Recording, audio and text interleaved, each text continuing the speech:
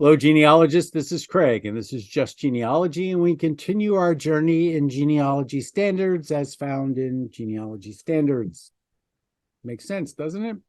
Should be used to it by now, and also used to my caveat that I don't represent the Board for Certification of Genealogists.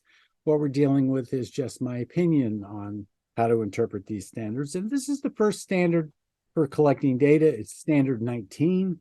Data collection scope, and this is the first standard for data collection. It is standard number 19, data collection scope, and it's fairly simple in that it says 19, data collection scope. Genealogists attempt to collect all information potentially relevant to the questions they investigate. See glossary for definitions of information and research question. So this is sort of placing stuff we already know in a different place. Because after all, we've dealt with the issues of standards for documenting, and part of that was how we would collect our data, kind of thing, from the perspective of our research plan. And this just reminds us that we need to collect all the information that's potentially relevant to the questions that we investigate. And that's another way to say you have to do a reasonably exhaustive search, just like it says in the Genealogical Proof Standard.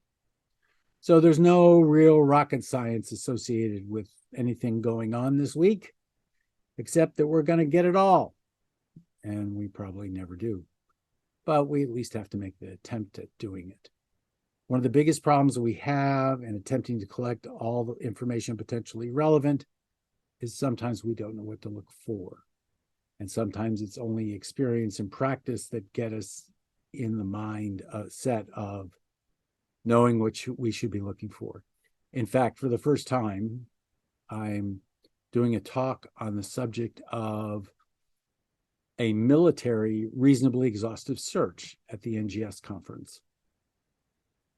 And I'm looking forward to that, since I think that as reasonably exhaustive searches go, I have a handle on the relevant material from colonial times through at least the Spanish-American War and maybe World War I.